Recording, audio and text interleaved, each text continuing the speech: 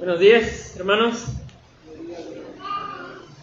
Dios les bendiga a cada uno de ustedes en esta preciosa mañana y que la gracia del Señor esté con cada uno de ustedes. Como pueden ver, seguimos y vamos a seguir pues un buen tiempo más en el Sermón del Monte. Y yo no sé si te habías dado cuenta que esta porción,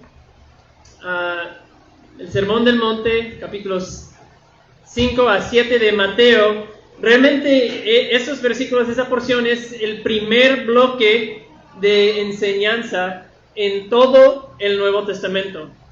Y eso es algo interesante, que lo que estamos estudiando aquí es la primera enseñanza de Jesús, cuando Jesús se pone a enseñar y a instruir a su pueblo. Esa es la primera enseñanza que tenemos registrada en nuestras Biblias. Dejamos el Antiguo Testamento, pasan 400 años en que no hay palabra de Dios, no hay instrucción a través de los profetas, nada. Nace Jesús y ahora el primer bloque de sus enseñanzas que tenemos en nuestras Biblias es esto.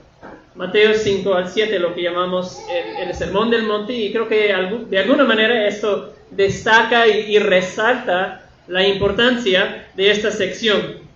Y como hemos mencionado, aquí estamos descubriendo qué significa ser un ciudadano del reino de Dios, ¿verdad? Un ciudadano del reino de Dios. Eso es como el tema que une toda esta sección en que Jesús pronuncia este sermón. Su gran preocupación, su gran tema es dar esa visión, cómo se debe ser un ciudadano del reino de Dios. Y eso es lo que estamos viendo. Y creo que con esta serie, hermanos, Dios nos está invitando a hacernos la pregunta a cada uno de nosotros: ¿cómo responderemos a esta serie? ¿Cómo responderemos a lo que Jesús enseña en estos capítulos? ¿Cómo vamos a responder? ¿Seremos ciudadanos del reino como Jesús describe aquí? Es una pregunta que creo que Jesús nos está invitando a reflexionar en esta serie, porque de alguna manera yo creo que el futuro de esta iglesia y cómo el Señor nos usa a futuro depende de cómo cada uno de nosotros respondemos a las enseñanzas de este sermón. Así que vamos a orar y leer la porción y de ahí pasar a la exposición. Acompáñenme a orar. Rey de reyes, Señor de señores, gracias por permitirnos estar aquí. Y Señor, te pedimos que nos visites en esta mañana. Señor, necesitamos de su presencia, de su ayuda en esta mañana. Oh Señor, que nuestras vidas sean diferentes para siempre, como resultado de lo que harás en nosotros por medio de tu palabra. Y crea en nosotros, Señor, en esta hora, corazones limpios. Renueva un espíritu recto dentro de nosotros, para que podamos recibir tu palabra y para que tu palabra eche raíces en nuestras vidas. Es en tu nombre poderoso, Jesús, que lo pedimos. Amén. Pues vayan ahora a Mateo 5, si es que no estás ahí ya, y vamos a dar lectura a toda esta porción, todas las bienaventuranzas de 1 a 12, pues para que vayamos familiarizándonos cada vez más con estas bienaventuranzas, y pues hasta alguien con buena memoria los puede memorizar en estas semanas leyéndolos una y otra vez. Dice: cuando Jesús vio a las multitudes, subió al monte, y después de sentarse, sus discípulos se acercaron a él, y abriendo su boca les enseñaba diciendo: bienaventurados los pobres en espíritu, pues de ellos es el reino de los cielos. Bienaventurados los que lloran, pues ellos serán consolados. Bienaventurados los humildes, pues ellos heredarán la tierra. Ese es el versículo que vamos a estudiar hoy.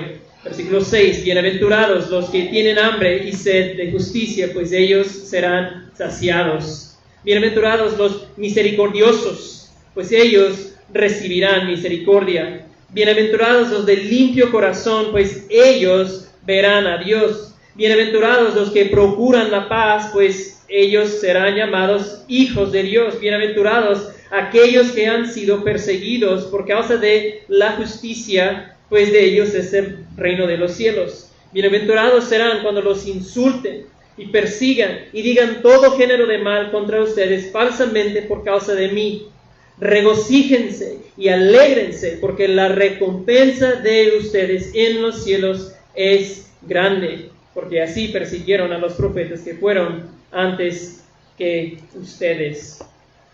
Así que, como ven en pantalla, vamos a estar en versículo 5 en esta mañana. Y pues como ven, al leer esas bienaventuranzas, cada una tiene como una estructura básica, ¿verdad?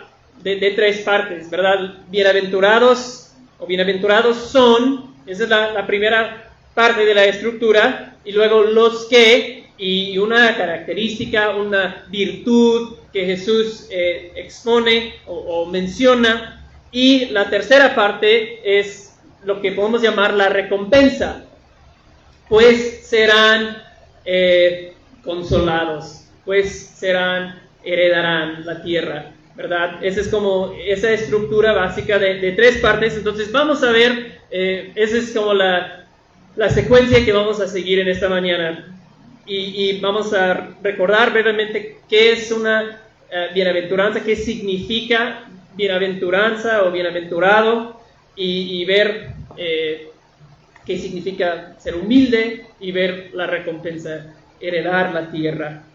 Y entonces solo brevemente recordamos esta idea de bienaventurado. En las bienaventuranzas y en el sermón en general, Jesús nos está haciendo una invitación. Jesús nos está invitando a ser discípulos, ¿verdad? No es tan complicado. Esa es la invitación que Jesús está haciendo al exponer este sermón, invitándonos a ser discípulos que le sigan. Nos está invitando a una manera de ser en el mundo que es distinto, ¿verdad? Nos está Jesús invitando a reorientarnos a nuevos valores, nuevas maneras de ver y ser en el mundo. ¿Okay? Entonces aquí, con estas bienaventuranzas, Jesús nos está pintando pues como un cuadro nuevo, un cuadro distinto, que describe cómo se ve la vida bendecida, la vida feliz, la vida floreciente, ¿verdad? Eso es más o menos lo que significa bienaventurado: feliz, bendecido, pleno, floreciente. Floreciente es como un profesor mío, a él le gusta traducir la palabra Macarios, floreciente, ¿verdad? Y eso tal vez nos ayuda también a entender la idea. Ahorita, por las lluvias, el calor, el sol, las plantas por todos lados están floreciendo, ¿verdad? Es como un ambiente ideal en que ellas pueden florecer y crecer, están felices, ¿verdad? Con la lluvia y todo eso. Ese es algo de la idea de Macarios, de bienaventurado, ¿okay? Un estado de florecimiento. Y vivir la vida de esta manera que nos enseña Jesús tendrá como resultado el verdadero florecimiento, verdadera felicidad, ¿verdad? Verdadera satisfacción se incluye ahí también, que viene de Dios. Ese es el resultado de llevar a cabo lo que Jesús enseña, de poner en práctica sus enseñanzas, ¿no? Tener ese estado bienaventurado, ¿verdad? Entonces Jesús está describiendo, porque si ven, no son como mandatos como tal. Jesús solo dice, los que son así, reciben esto, ¿verdad? No está diciendo, sean así, como un mandato como tal, pero por eso estamos diciendo que es una invitación, ¿verdad? Estamos viendo lo que Jesús dice y así descubriendo cómo se debe ver nuestra vida, cómo debe ser en el mundo un ciudadano de su reino de Jesús. Y muchas veces en esas bienaventuranzas lo que Jesús dice suena contradictorio, ¿verdad? Seamos honestos, es así. No todos, pero varios bienaventurados los que lloran. Es como que, ¿por qué eso es bueno, Jesús? ¿Por qué ser perseguido? ¿Por qué pobreza de espíritu es algo bueno que traerá bendición y felicidad y florecimiento? No, o sea, suena raro a nuestros oídos, pero tenemos que recordar que eso es su forma de vida y de ser en el mundo de Jesús, y Él promete que dará verdadera felicidad y florecimiento, dará ese estado bienaventurado, ¿verdad? Y pues no es lo que nosotros pensaríamos naturalmente, ¿verdad? Ya hemos mencionado esto, se siente extraño a nosotros lo que Jesús dice, parece más negativo que algo positivo en la mayoría de las bienaventuranzas, pero pues tenemos que tomarle la palabra de Jesús y confiar que lo que Él dice es verdad, y vamos a tratar de ver por qué es así. Entonces esto nos lleva a la característica o virtud que vamos a estudiar en esta mañana, los humildes.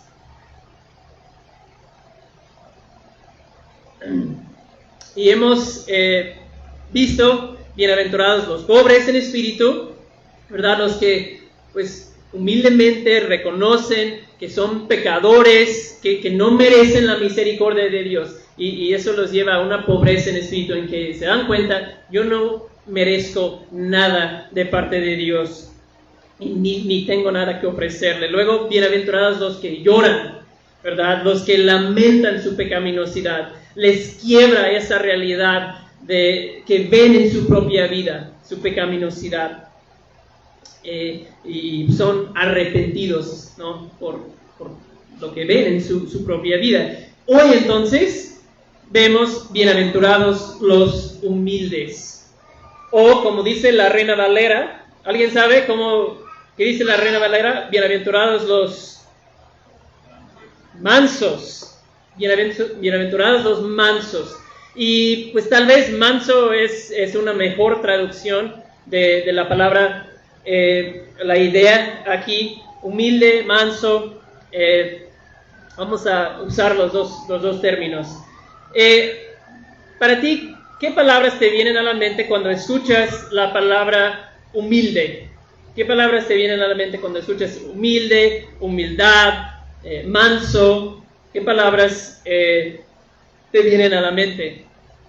No vamos a tomar el tiempo de sacar un pizarrón y escribirlas, pero lo que pasa es que muchas veces la definición o entendimiento que hemos dado a una palabra o una idea, como en nuestra sociedad hoy en día, no concuerda mucho con lo que se entendía cuando Jesús pronunció esas bienaventuranzas, ¿verdad? Jesús usó una palabra y nosotros, los que traducen la Biblia, usan una palabra, y lo que nosotros entendemos y lo que se entendía en el día de Jesús a veces no es la misma cosa.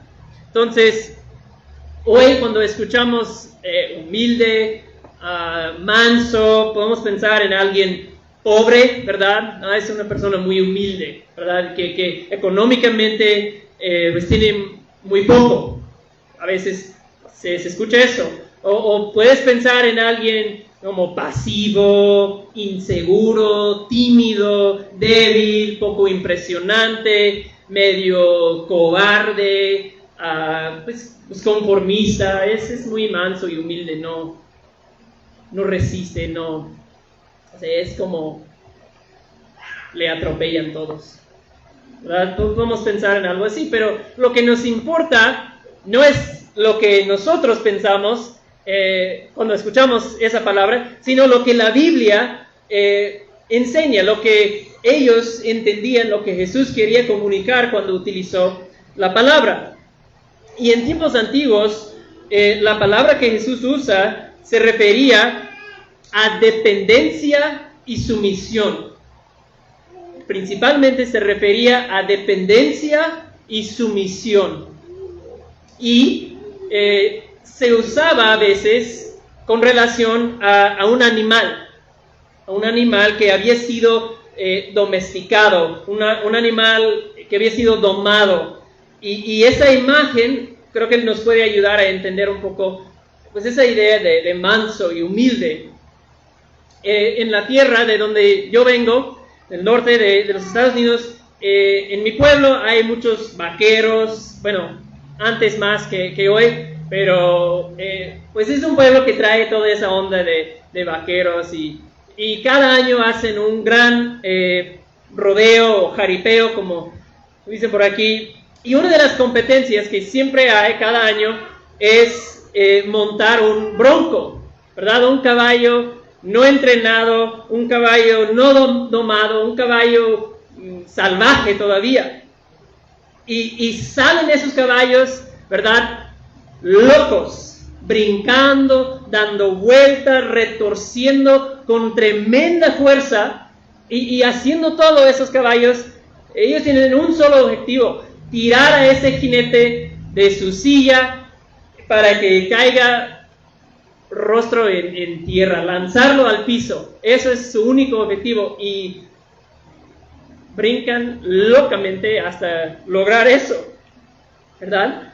Pero en otra parte de los Estados Unidos, en como el centro en el estado de Kentucky, especialmente ahí, hay otra actividad con caballos, pero es una actividad muy diferente, que son las carreras de caballos. Y en las carreras de caballos, quiero que piensen, el animal en una carrera, el caballo, está ejerciendo la misma fuerza, ¿verdad? Está empujando su cuerpo con el mismo poder, la misma fuerza que el otro caballo, pero a diferencia que el otro caballo, el bronco, el jinete, en este caso, en la carrera de caballos, tiene control completo del caballo, ¿verdad? Ese caballo es entrenado, es disciplinado, el caballo responde a cada indicación que le da el jinete, toma las curvas con precisión y velocidad. Es algo totalmente diferente las dos imágenes. Uno completamente fuera de control, otro totalmente controlado y disciplinado y enfocado en la meta. Y cuando la Biblia y Jesús aquí habla de humildad o habla de mansedumbre, esa es esa segunda imagen a que se refiere, ¿verdad? Y podemos resumirlo así: poder, fuerza, potencia, pero bajo control, ¿verdad? Los dos caballos tienen la misma fuerza, la misma potencia, pero uno está bajo control y otro no. No sé si por ahí has visto una persona domando o entrenando a un caballo.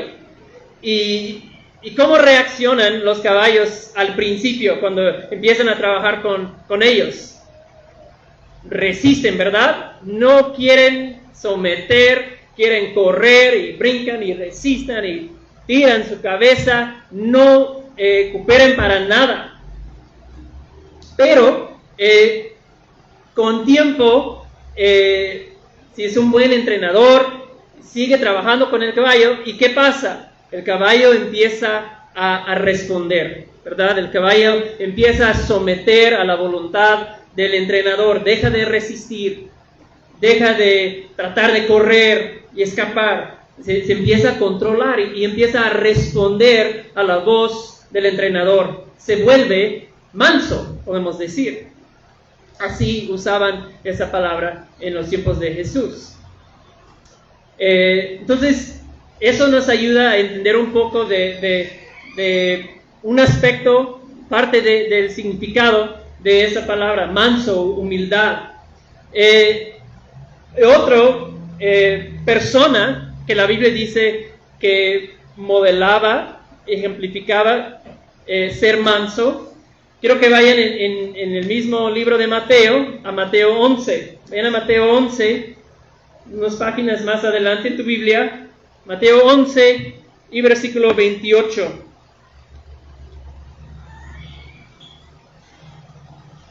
Dice, ese es un pasaje muy conocido. Jesús dice, vengan a mí, versículo 28 de Mateo 11, todos los que están cansados y cargados, y yo los haré descansar. Tomen mi yugo sobre ustedes y aprendan de mí, que yo soy, ¿qué? Manso y humilde de corazón, y hallarán descanso para sus almas, porque mi yugo es fácil y mi carga ligera. Así que vemos que Jesús es manso. Podemos ver a Jesús y entender qué es ser humilde, qué es ser una persona mansa, ¿verdad? Vemos que Jesús modela e ejemplifica ser manso. Y piensen, si tú ves la vida de Jesús, podemos tachar una de esas palabras que dije. A veces cuando pensamos en humilde o manso, pensamos en esas palabras. Podemos tachar varias de esas palabras de la lista, porque no es debilidad, ¿verdad? Eso no aplica a la mansedumbre, no es debilidad o falta de valentía o timidez, ¿verdad? Jesús es el creador de los cielos y la tierra. Eso es poder. No tiene nada que ver con debilidad. Jesús como hombre en su encarnación ayunó, ¿cuántos días? 40 días. Y en ese tiempo de ayuno enfrentó el mismo diablo. Vino a tentarle, atormentarle. Y en ese estado Jesús enfrentó al diablo. El Jesús manso saca a los mercaderes del templo, ¿verdad? Tira sus mesas, los expulsa de ese lugar, ¿verdad? O sea, Jesús no tenía miedo, Jesús no era débil. Jesús no tenía miedo tampoco para confrontar los líderes religiosos de su día, hipócritas, les dice muchas veces, cámara de víboras. O sea, Jesús les hablaba fuerte y directo. O sea, ser manso no es ser débil, ni es tener miedo cuando es la hora de defender la verdad. Eso podemos decir claramente viendo a la vida de Jesús, quien él mismo dice que yo soy manso y humilde.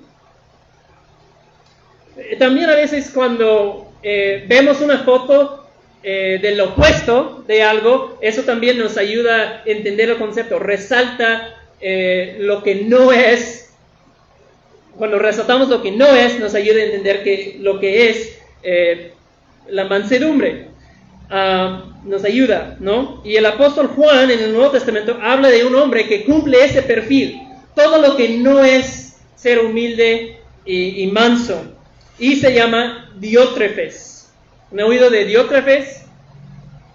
La tercera carta de Juan, no tienen que buscarlo, es en capítulo 1, versículo 9, si quieren.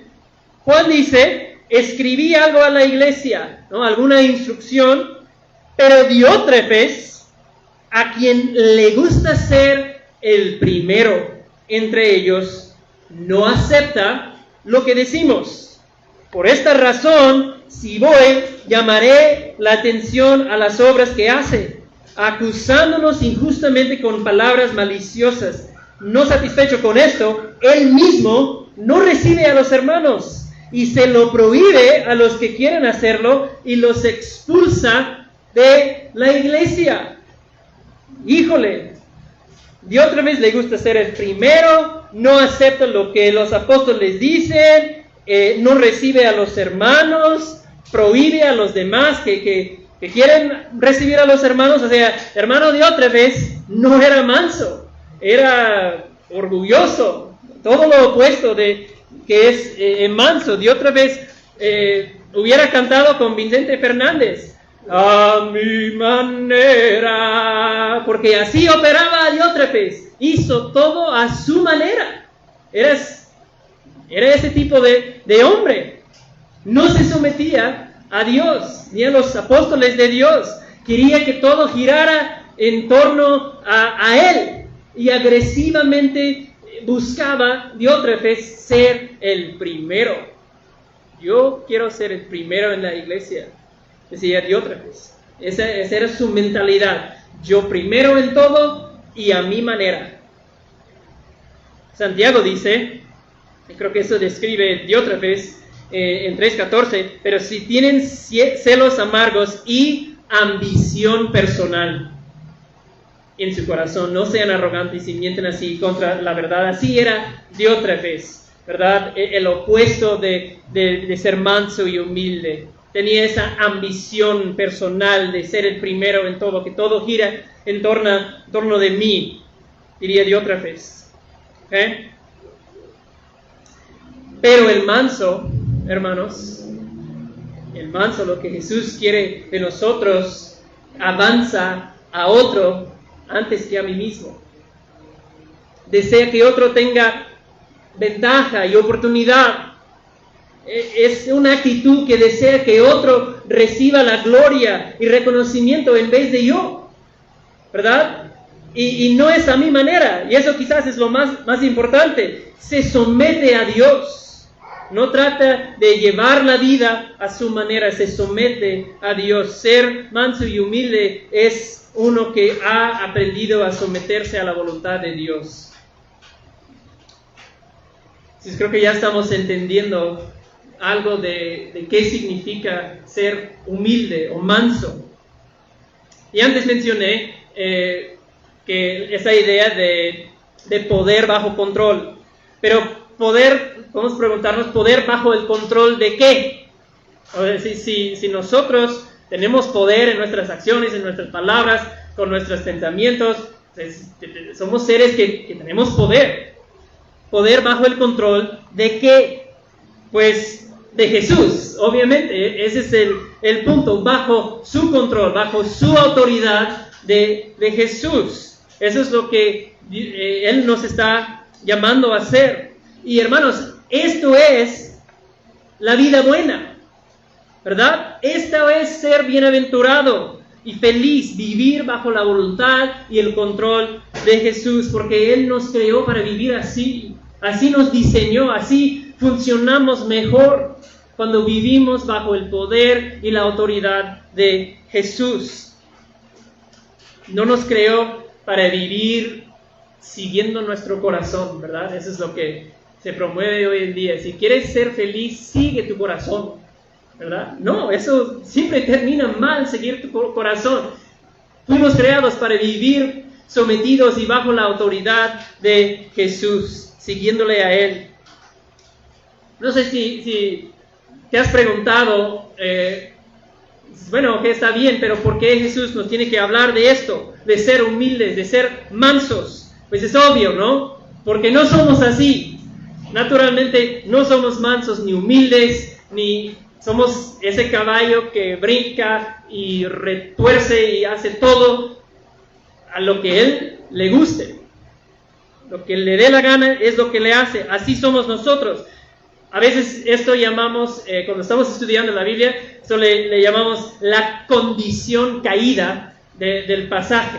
La condición caída del pasaje. O sea, es identificar en un texto, en una instrucción que la Biblia nos da, identificar qué parte de nuestra condición caída como seres humanos hace necesario la exhortación o enseñanza de este pasaje, ¿verdad? Lo llamamos a veces esto, la condición caída. Si identificas la condición caída, a qué responde la instrucción de ese pasaje, nos ayude a aplicarlo a nosotros. Porque, mira, si no tuviéramos una naturaleza caída, si no fuéramos seres caídos, se sentiría normal, se sentiría natural someternos a la voluntad de Dios, poner a otros primero, ser el hombre manso, ¿cierto?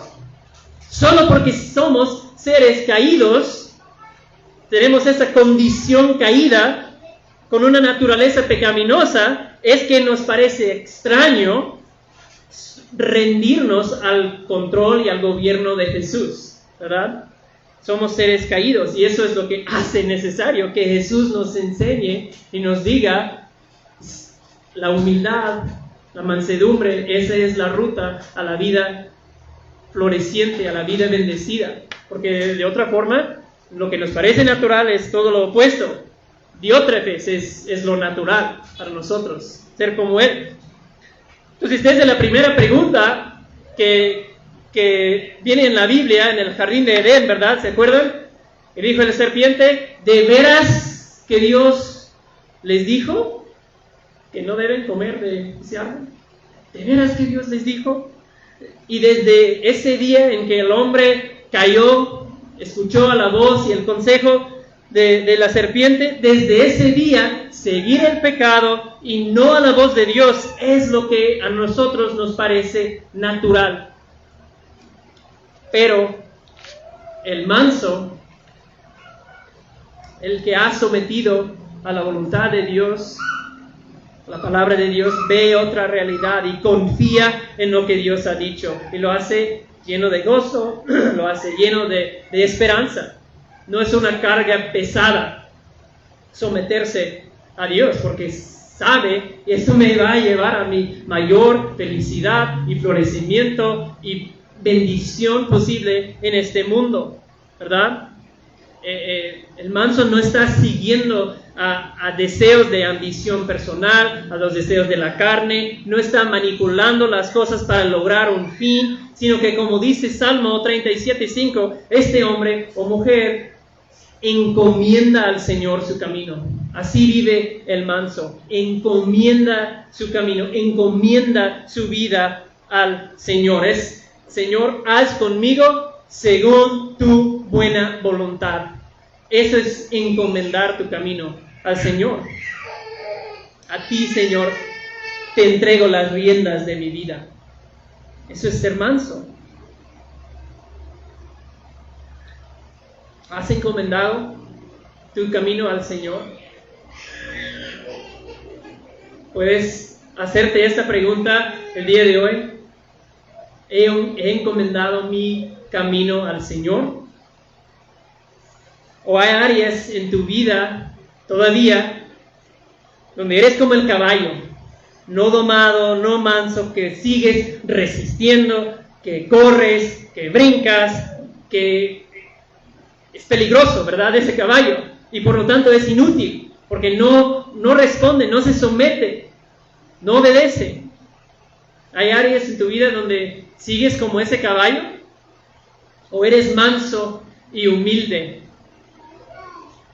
permitiendo en tu vida la rienda y el freno de la palabra de Dios, sometido a ella? Porque solo así, permitiendo la rienda y freno de la palabra de Dios en tu vida, solo así te conviertes en una persona mansa y humilde, algo útil, algo hermoso. Solo así tendrás la vida bendecida, feliz y floreciente que estamos viendo aquí. Así que en esta mañana te quiero animar a que examines tu vida. ¿Hay áreas donde no soy manso? Pregúntate eso. ¿Hay áreas donde no soy manso, sino que soy violento, sino soy agresivo, empujando mi propia agenda a expensas de los demás, haciendo lo que a mí me parece bien? Y si es así, eso se manifiesta en cómo usas tu tiempo, cómo son tus palabras, ¿verdad? Se manifiesta ahí. ¿Eres manso y humilde en tu forma de hablar? Se manifiesta en tu comportamiento y actitud en redes sociales. Manso y humilde describe tu forma de interactuar y postear en redes sociales. Hay áreas donde no soy manso en negocios, en la escuela, con mi familia. ¿Cómo eres el día de hoy? ¿Eres como ese caballo corriendo la carrera, disciplinado, no distraído, sometido a su amo? ¿O eres como el bronco, ¿verdad? Haciendo lo que a ti te da la gana, nada de disciplina, quiero lo que quiero, voy a manipular las cosas hasta ganar lo que yo quiero, y si no lo consigo voy a hacer escándalo hasta que lo consiga. Nada me dice a mí cómo vivir mi vida. ¿Cuál imagen te describe a ti mejor? ¿Cómo estás? ¿Eres como el caballo que nadie puede controlar, o ese caballo de carrera controlado, disciplinado, sometido a su amo? Hermanos, como cristianos, nosotros vivimos con la presencia del Espíritu Santo en nuestras vidas. Si es que eres un cristiano, el Espíritu Santo vive dentro de ti y seguimos su dirección, ¿verdad? Encomendamos a Él nuestro camino. Sometemos toda área de nuestra vida a Él. Eso es lo que significa ser manso. Ser manso y humilde es: rindo, Señor, a ti mi boca. Controla, Señor, mis palabras. A ti rindo mi boca. Es: rindo mis ojos a ti, Señor. Voy a ver y entretenerme con lo que sea conforme a Jesús y su reino. Es: rindo a ti mis pensamientos. Ya no tengo derecho de pensar y meditar en cualquier cosa. Rindo a ti mi dinero. Transforma, Señor, mi uso de mis recursos para que sea conforme a tus propósitos. Rindo a ti, Señor, mis emociones. Ya no puedo sentir lo que mi carne quiere sentir. Ya no me pueden controlar mis emociones, porque he dado autoridad a Cristo ahí, mis emociones. Rindo mi cuerpo. Ya no tengo derecho de hacer lo que yo quiera con mi cuerpo. Jesús es Rey de mi cuerpo. Oh, hermanos, para el manso y humilde no hay cosa alguna en tu vida, no hay compartimento alguno donde Jesús no reina. Ningún lugar donde esto no ha sido sometido y rendido a la autoridad de Jesús. ¿Tienes una área así en tu vida? Que de repente cuando leí esa lista se empezó a sonar una alarma. No he rendido ahí, esa parte.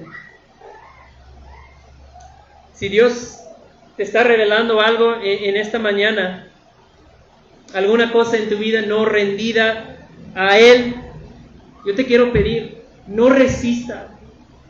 No seas como el caballo que resista y no se somete. Ríndete eso a Él. Entrégale a Él autoridad ahí. Eso es ser manso y humilde. El misionero a China, Hudson Taylor, creo que la mayoría han oído de él. Era un misionero a China hace 120, 150 años más o menos, y siempre su vida me ha impactado. Y quiero que escuchen, voy a leer algo que saqué de un libro, es algo largo, pero quiero que escuchen algo que él escribió, porque creo que muestra cómo es ser manso y humilde. Dice así: de todos los niños, la más dulce y alegre era la hijita que había nacido en Ningpo. Viene de El secreto espiritual de Hudson Taylor.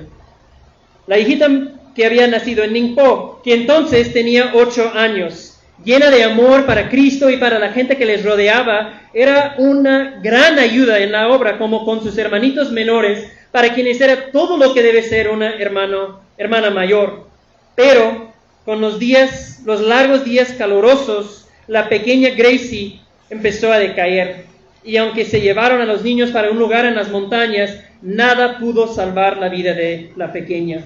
Al lado de su hijita moribunda, en las ruinas de un templo antiguo, Hudson Taylor enfrentó la situación para sí y para aquellos que más amaba. Aquí viene lo que escribió: no fue un acto en vano ni carente de conocimiento, le escribió al señor Berger, cuando en conocimiento de esta tierra, su pueblo y su clima, yo me coloqué junto con mi esposa y niños sobre el altar para este servicio. Y aquel a quien indignamente, aunque con sencillez y sinceridad piadosa hemos procurado y estamos tratando de servir, y con un tanto de éxito, Él no nos ha abandonado ahora. A su madre le escribió más llanamente: nuestra querida Gracie, ¿cómo nos hace falta su dulce voz en la mañana? Uno de los primeros sonidos que escuchábamos al despertar y por el día y a la tarde. Al ir por esos senderos donde acostumbraba a pasear con esa criatura que saltaba a mi lado, se me viene un dolor intenso. Se me viene con un dolor intenso el pensamiento: ¿será posible que nunca más sentiré la presión de esa manita en la mía? ¿Que nunca más veré el brillo de sus ojos chispeantes? Sin embargo, ella no está perdida y no quisiera que volviera. Doy gracias a Dios que Él se la llevó, aunque fue la luz de nuestras vidas. Allá ella es más santa y más feliz que jamás podría ser aquí. Creo que jamás he visto nada tan bello ni tan perfecto como los restos mortales de esa amada niñita. Las pestañas sedosas bajo el arco de sus cejas, la nariz tan delicada, la boca pequeña y dulcemente expresiva, la pureza de esas facciones tan blancas, todo está hondamente grabado en la memoria y el corazón. Luego la bella chaqueta china, las manos dobladas sobre el pecho sosteniendo una flor. Ah, era tan bella y fue tan difícil perderla de la vista para siempre. Ore por nosotros. A veces me parece estar completamente abrumado por las pruebas internas y externas de la obra, pero Él ha dicho: nunca te dejaré ni te desampararé, y mi poder se perfecciona en la debilidad, y que así sea. Hermanos, ese es un hombre manso y humilde. Así suena uno que ha rendido el control de su vida a Jesús. Y aunque quebrantado, lamentando en ese momento, Hudson Taylor fue un hombre bienaventurado, con paz de alma, descansando en la sabiduría y el control de su Padre Celestial. En ese momento Hudson Taylor estaba experimentando ser un hombre bienaventurado a pesar de la situación, porque descansaba en el control y poder de su Padre Celestial. Bueno, hemos visto qué es la mansedumbre, la humildad, y ahora vamos a ver brevemente la recompensa para terminar. Dice que los humildes, los mansos, heredarán la tierra. Y otra vez, es aquí lo opuesto a lo que pensaríamos naturalmente, ¿no? Si vas a obtener algo, pensamos nosotros, no se logra siendo manso, siendo humilde, sino se logra siendo agresivo, siendo feroz, empujando, siendo tú el arquitecto de tu destino. Así se logra algo en la vida. Pero Jesús dice: los mansos y humildes heredarán la tierra. Wow. ¿Se acuerdan de Adán y Eva, del jardín de Edén? Ellos tenían todo ahí, ¿verdad? Dios les había entregado todo, tenían esa tierra sin maldición, todo era perfecto, era pues un paraíso. Pero ¿qué pasó? Ellos rechazaban la autoridad de Dios, no se sometieron a la autoridad de Dios y se perdió ese lugar, ¿verdad? Fueron expulsados, se perdió todo ahí. Dios le dice a la nación de Israel: si viven de acuerdo al pacto que hice con ustedes y no adoren a otros dioses, sino que aman y adoran al Dios verdadero, ustedes pueden vivir en la tierra prometida, esa tierra que fluye de leche y miel. Era una tierra buena. Pero, dice Dios, si me rechazan como rey, si ya no quieren someterse a mi autoridad, pues ya no pueden permanecer en mi presencia, ¿verdad? y bajo mi bendición, porque Dios es santo, ¿verdad? Dios es santo y nada pecaminoso, nada corrupto puede permanecer en su presencia. ¿Qué pasa? Lo vimos en el discipulado apenas. Israel rechaza la autoridad de Dios, rechaza a Dios como rey. Querían vivir a su manera y son exiliados, una nación enemiga, Babilonia. Y ahora, en nuestro texto de hoy, hermanos, Jesús, sobre un monte en Israel, Jesús está haciendo la misma oferta que hizo a Adán y Eva en aquel jardín, la misma oferta que hizo a la nación de Israel. Los mansos y humildes, los que se someten a mi reino, los que se someten a mi autoridad y mi palabra, heredarán la tierra. Vivirán para siempre en un nuevo cielo y una nueva tierra, en mi presencia.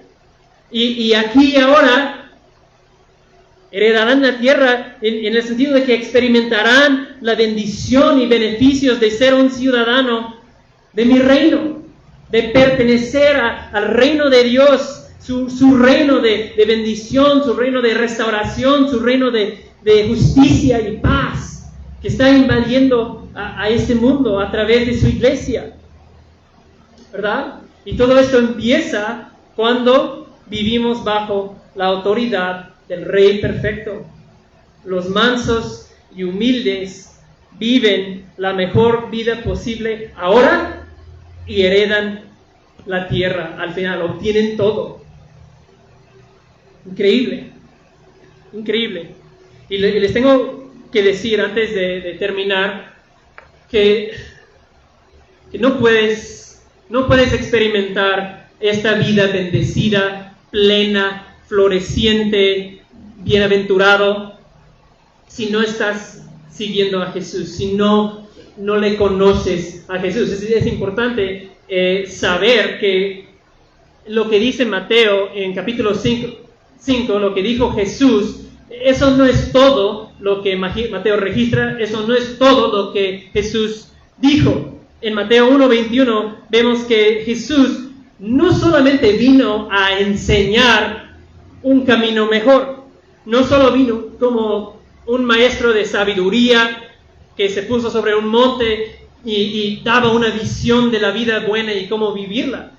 Vino también, dice Mateo 21, que vino a salvar a su pueblo de sus pecados. También a eso vino Jesús.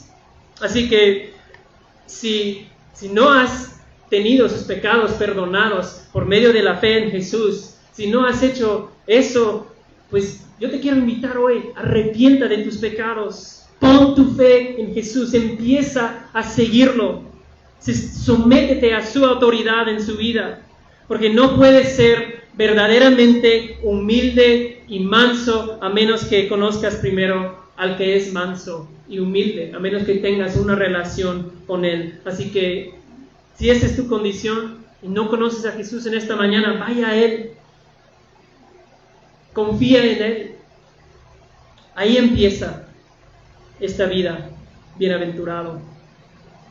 Entonces, la verdadera vida, la verdadera bendición viene de someter tu vida al control de Dios. La verdadera vida, la verdadera bendición viene de someter tu vida al control de Dios. Y los que se aferran a su propio camino, los que se aferran a ese mundo, lo perderán, no lo van a obtener. Pero los mansos que sueltan sus derechos y pasan las riendas de su vida a Jesús, heredarán la tierra. Ese es el mensaje de Mateo 5:5. Que Dios los bendiga, hermanos, y que el Señor nos ayude a vivir mansos y humildes ante Él.